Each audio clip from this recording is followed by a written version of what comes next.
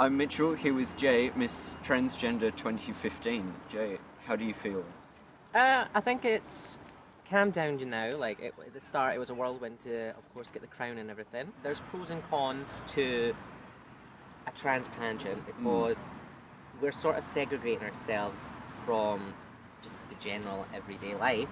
We should be just normalising the whole idea of trans people and competing just with everyone else instead of making our own competitions. But I think with this pageant, it's probably bringing trans awareness to light, trying to make it more of a normality that we can compete in pageants just as well as anybody else. So hopefully it'll become more aware and then that'll happen. Right. So I heard you're part of a documentary. Can you tell us a bit more about that?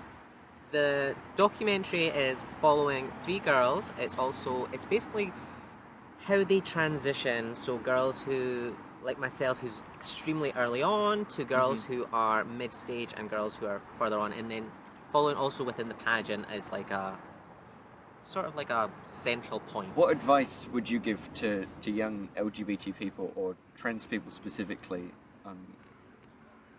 My advice, I think it's hard. It depends on the person because everyone's transition is different and everyone's story is different. So one advice to one person could be totally different to another person. Like in my way, I always used to just be proud of it.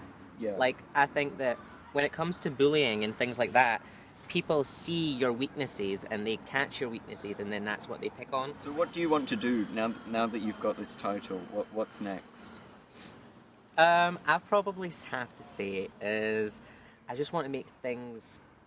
I don't want the idea of trans as sort of like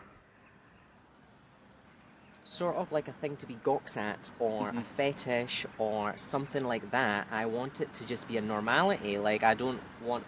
So I think with the more documentaries and things like that, and the more that people are pushing themselves out there to become in the media and things like that, it's sort of just becoming a normality. Well, thank you for this interview and congratulations again. Thank you.